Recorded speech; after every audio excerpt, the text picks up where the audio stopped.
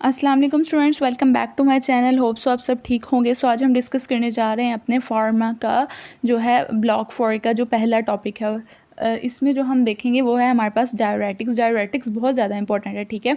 इसमें हमारे पास जो फार्मा के ब्लॉक जो है 4 है उसमें 2 ही टॉपिक्स हैं, लेकिन डायरेटिक्स बहुत ज़्यादा इंपॉर्टेंट है। इसमें आपके तकरीबन जो है 90% MCQ SCQ जो है वही डायरेटिक्स से ही रिलेटेड आएगा।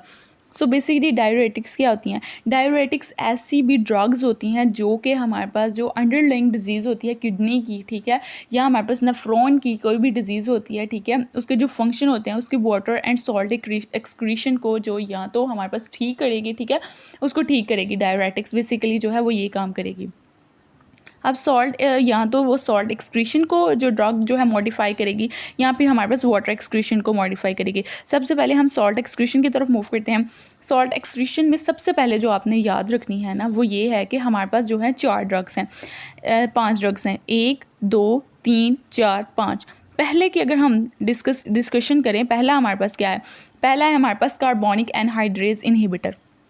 पहला क्या है? कार्बोनिक एनहाइड्रेज इनहिबिटर, ठीक है। इसका एक निमोनिक है CIA।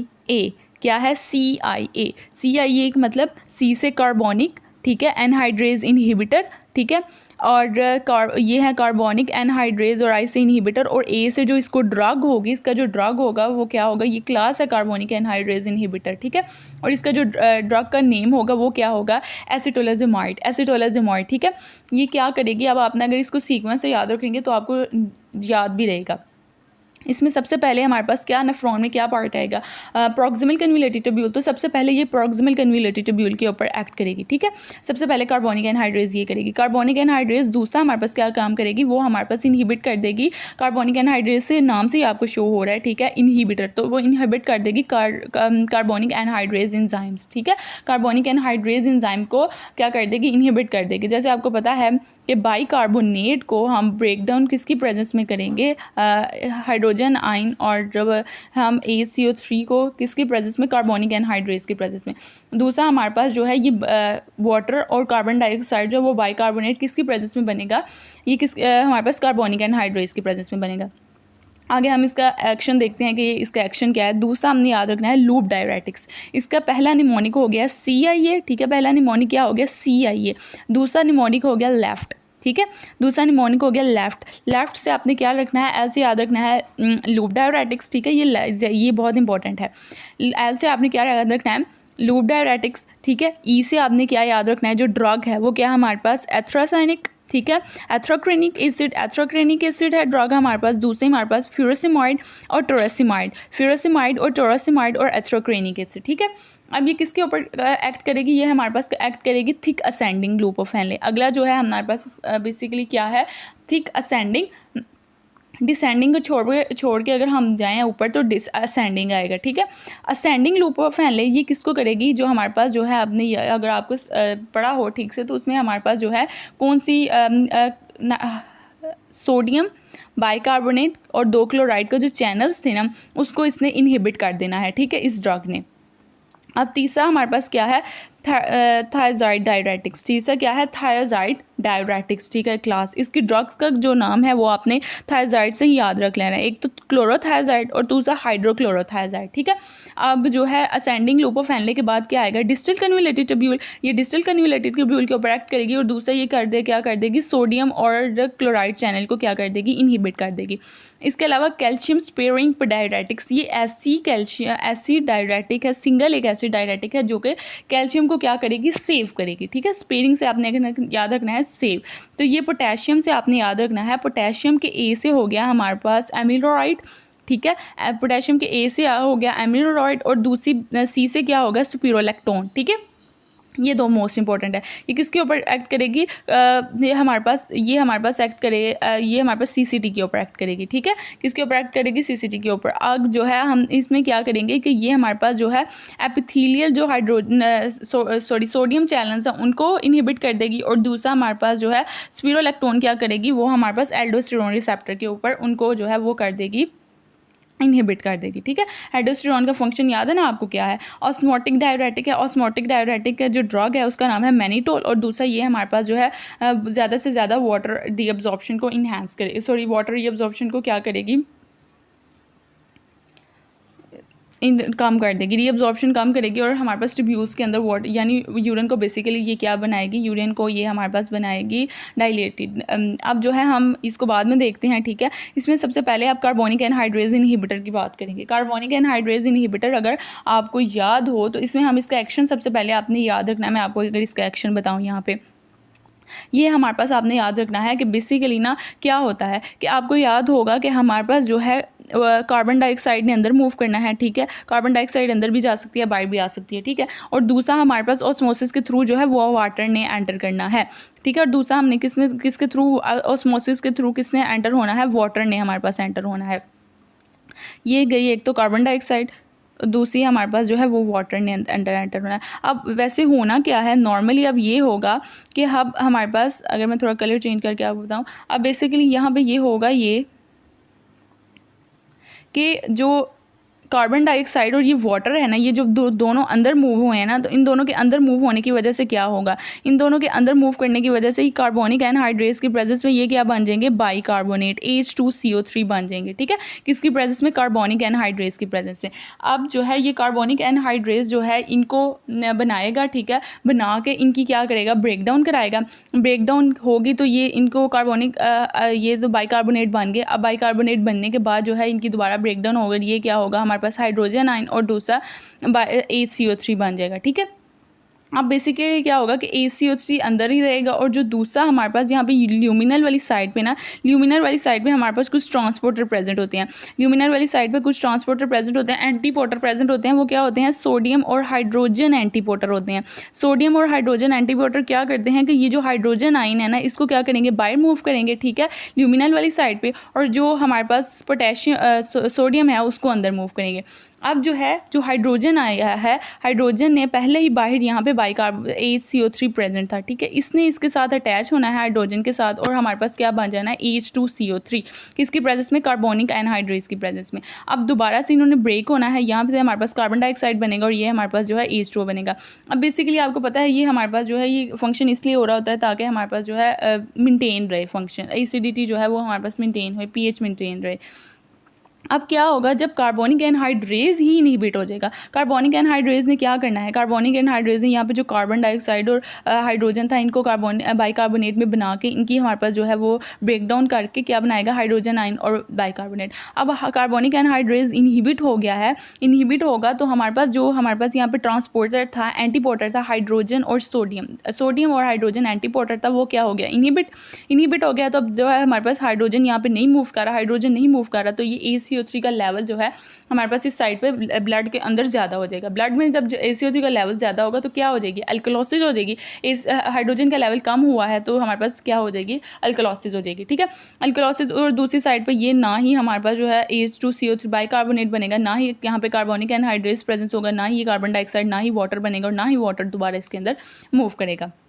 तो ये सारा हमारे पास पाथवे था, ठीक है। होप सो आपको समझ आ गई होगी, इसमें इतनी कोई मुश्किल बात नहीं थी। बस थोड़ा सा अगर आपके पास पिछला कंसेप्ट हो तो इसको समझने में आपको, मतलब अगर आपने इसको समझना है ना तो आपको पहले अपने फिजियो का ना कार्बोनिक एनहाइड्रेज इनहिबिटर के कुछ यूजेस और एडवर्स इफेक्ट, ये बहुत इंपॉर्टेंट है, ठीक है। यूजेस और एडवर्स इफेक्ट बहुत ज़्यादा पूछे जाते हैं।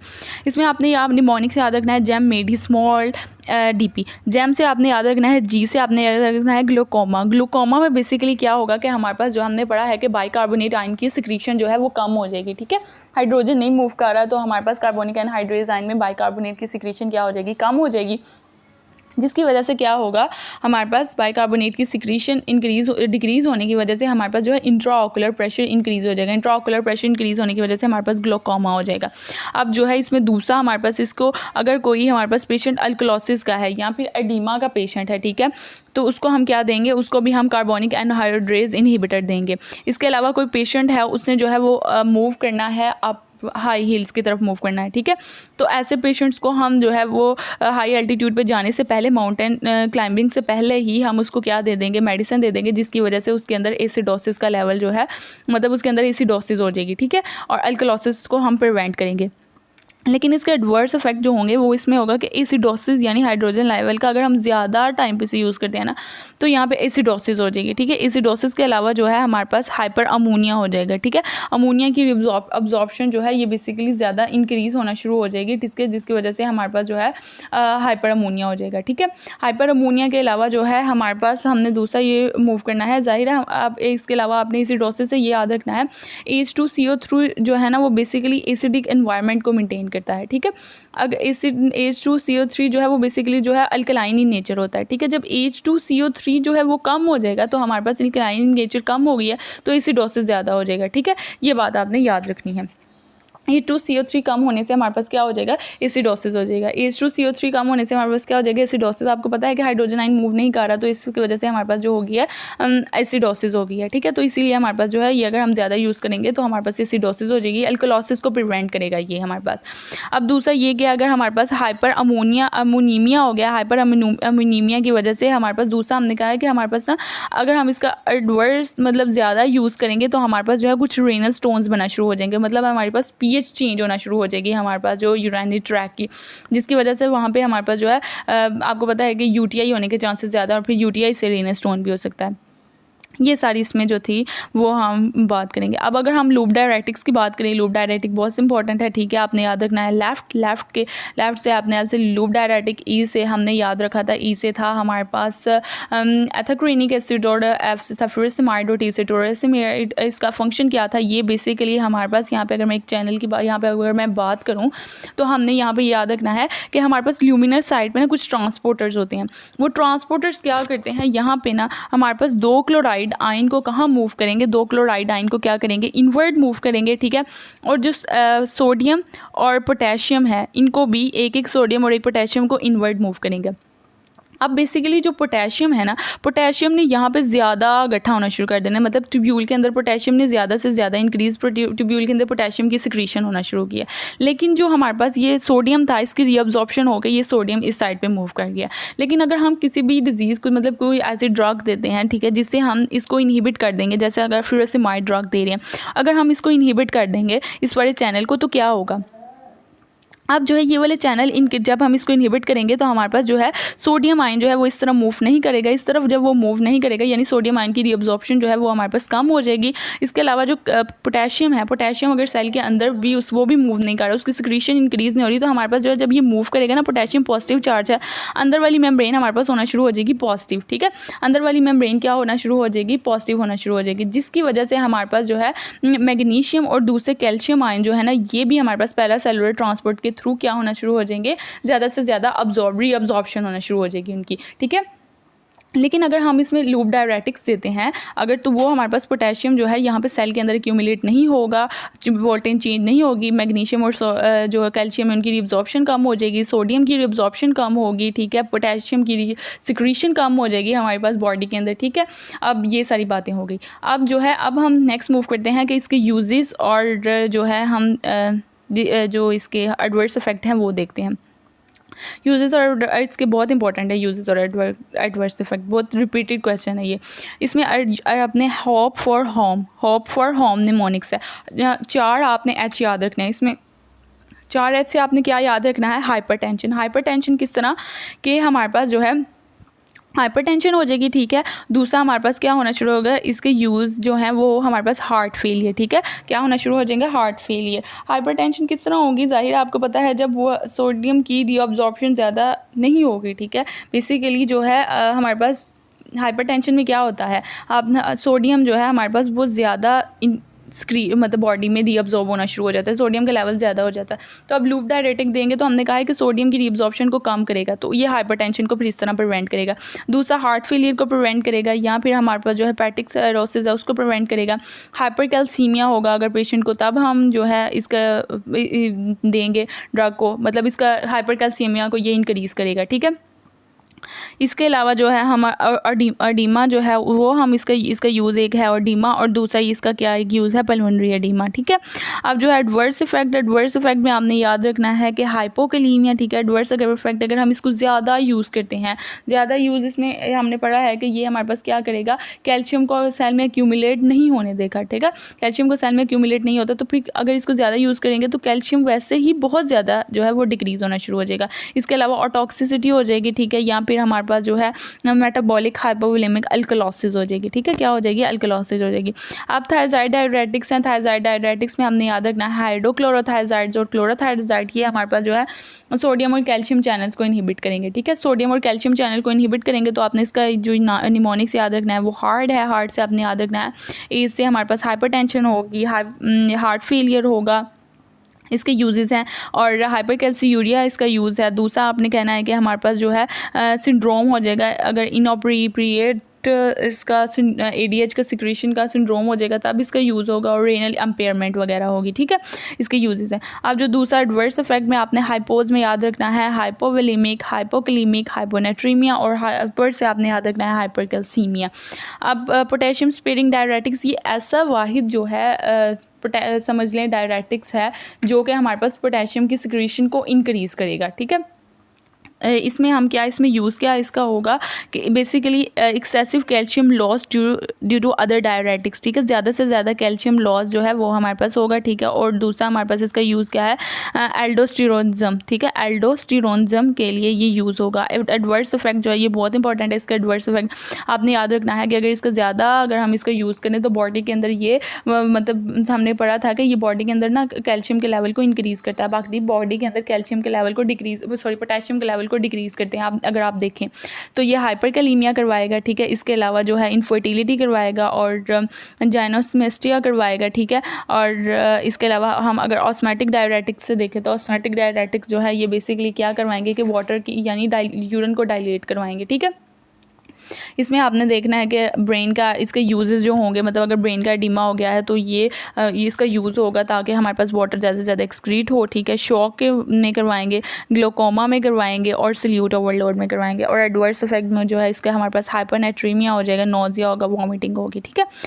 AD एगोनिस्ट जो है और जो है ADH एंटागोनिस्ट है, ये बेसिकली जो है हमारे पास क्या है, ये वाटर एक्सक्रीशन को जो मॉडिफाई करवाएंगे। ADH एगोनिस्ट जो ड्रग है इसमें कुछ जो ADH एगोनिस्ट में जो हमारे पास ड्रग्स हैं उसमें आपने याद रखना है वैजोप्रेसिन। ADH का दूसरा नाम क्या है, वैजोप्रेसिन भी होता है ना, ठीक है। तो आपने उससे ये याद करना है कि ये हमारे पास जो ADH रिसेप्टर, ये वाल के ऊपर जो ADH रिसेप्टर्स लगे होते हैं, ठीक है, V1 और V2 रिसेप्टर्स, इनको एक्टिवेट करेगा, कैल्शियम चैनल्स को एक्टिवेट करेगा, जिसकी वजह से हमारे पास वाटर की एक्सक्रीशन कम होगी और अब्जॉर्प्शन जो है वाटर की रीअब्जॉर्प्शन इंक्रीज होगी। दूसरा इसका कॉज, इसका यूज़ क्या है कि ये हमारे पास पिट्यूटरी डायबिटीज़ इंसिपिडस में यूज़ होगा। और इसका एडवर्स इफेक्ट क्या होगा, ये हमारे पास हाइपरटेंशन करवाएगा, ठीक है। हाइपरटेंशन किस तरह करवाएगा कि अगर हमारे पास वाटर की एक्सक्रीशन जो है रिब्जॉर्प्शन ज़्यादा होगी तो कुछ हद तक सल्यूट वगैरह की रिब्जॉर्प्शन भी ज़्यादा होगी। अब ADH एगोनिस्ट के जो हमारे पास ड्रग्स हैं वो हमारे पास हैं कॉन्विवैप्टन और टोलवैप्टन। कॉन्वैप्टन और टोलवैप्टन, इसमें इसके यूजेस क्या हैं, ये बेसिकली क्या करेगा, ये हमारे पास V1 और V2 रिसेप्टर के एंटागोनिस्ट काम करेंगे। एंटागोनिस्ट मतलब वाटर की एक्सक्रीशन को इंक्रीज़ करेंगे। अब इसके यूजेस क्या हैं, अगर हमारी बॉडी में हाइपोनेट्रीमिया हो गया, ठीक है, हाइपोनेट्रीमिया हो गया तब ये यूज़ होंगे, ठीक है। या हमारे पास कंजक्टिव हार्ट फेलियर में इसका यूज़ होगा, या फिर हाइपोनेट्रीमिया में बता दिया है। और इसके अलावा एडवर्स इफेक्ट इसमें ये होंगे कि इसमें पोलीयूरिया होगा, ठीक है। अगर ज़्यादा यूज़ करेंगे तो ये वाटर की एक्सक्रीशन करा रहा है तो पोलीयूरिया होगा, जिसकी वजह से थर्स्ट भी हो सकती है, ठीक है। और जो है हमारे पास इसमें आपने बस ये याद रखना, और इसमें हमारे पास हाइपरनेट्रीमिया होगा, ठीक है। ये सारी चीज़ें आपने याद रखनी है। इसमें टेबल एक दफ़ा ये वाला पढ़ लीजिएगा कि किस में क्या जो है वो इंक्रीज़ हो रहा है और क्या कम हो रहा है, ठीक है। और जो है इसमें आपको मैंने पोटेशियम स्पेयरिंग में आपको बताया कि पोटेशियम का ये वाहिद अकेला है जिसमें पोटेशियम का लॉस जो होता है ना वो कम होता है, ठीक है। बाकी सब में पोटेशियम जो है ना वो ज़्यादा बॉडी से ज़्यादा एक्सक्रीट आउट होता है, ठीक है। तो बाकी ये सारे पढ़ लीजिएगा। और इनके एडवर्स इफेक्ट जो हैं ये बहुत इंपॉर्टेंट हैं, जो निमोनिक्स बताए हैं उनके थ्रू अगर आपको आप याद रखेंगे तो आपको ईजिली याद होगी, ठीक है।